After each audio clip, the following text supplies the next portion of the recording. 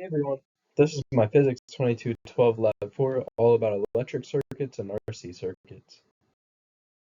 The purpose of this lab was to predict the behavior of the circuits containing resistors in series and parallel, use multimeters to measure the actual values of conventional current and potential differences in the circuits, and examine the behavior of ohmic resistors and capacitors. And equations. In this lab, we used energy conservation, the loop rule, which this is the sum of all electric potential differences in a loop is zero. We use current conservation, uh, charge conservation, and definition of steady state to be specific. We used RC circuits, which are circuits with both a resistor and capacitor. And we used Ohm's law, which can be seen right here. And then we used these formulas, which are the linearized version of RC circuits, which can give us the RC values. So as a preview, the results found in the experiment closely aligned to what we predicted. The predicted RC was 6 seconds, and the experimental RC was 5.99 seconds, so very close there. So in the experiment, we had to build these circuits in real life and measure the voltages and currents in them. So as you can see, the batteries here and here, there were two 1.5 volt batteries, so 3 volts total. All right.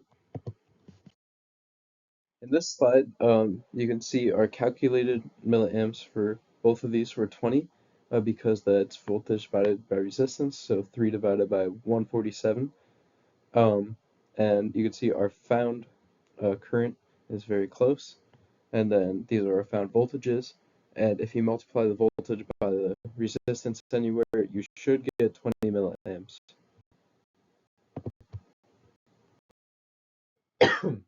So I graphed the potential here based off of what we found, based off the voltages here, since they are the potential. So I just graph those there. All right. And here's a picture of our one circuit. In the experiment, we had a 9-volt battery, 200 millifarad capacitor, and a 10 ohm resistor. This gave us 9.7 seconds to charge and 6.29 seconds to discharge. And then the same setup with a 20 ohm resistor gave us 42.98 seconds to charge and 46.44 seconds to discharge. So pretty big difference there. And then the last part of this experiment was to build this circuit online and then calculate the RC with the data. So this was a 9-volt battery, a 200 millifarad capacitor, and a 30 ohm light bulb all hooked up. So I charged it all, and then once it was charged, I discharged it and recorded how much time it recorded 20 seconds, and then the initial and final voltages. And then I graphed this here. Got a line of best fit. And this is represented by the equation y equals negative 0.1668x. And yeah, this is ln of voltage over initial voltage versus time. So RC is negative 1 over the slope. So negative 1 over this number here gives us 5.99 seconds. And then the expected RC would be the resistance times the farads, which would give us 6 seconds. So very close. So as seen in the observed data, current is the same everywhere in the circuit. We also saw that the potential difference around an entire circuit is 0.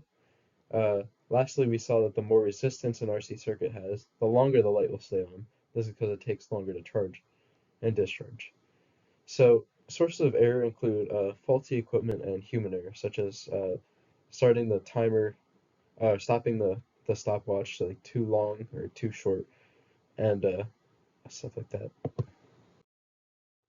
So what if you were doing this lab in real life using an actual ammeter, which we did, and so basically, what's the difference about a real ammeter and how would it have affected the circuits you hooked it up to?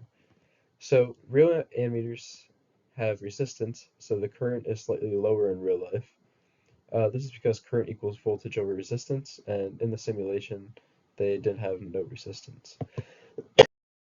Question, what would be the difference of charging this circuit in real life compared to the model with no resistance? So in the simulation, this would have charged instantly, However, in real life, there's other sources of resistance, such as the wire, that would cause this to take some time to charge. In real life predictions can be made using these equations, and we learned that more resistance means more time for the capacitor to charge. So thank you for watching.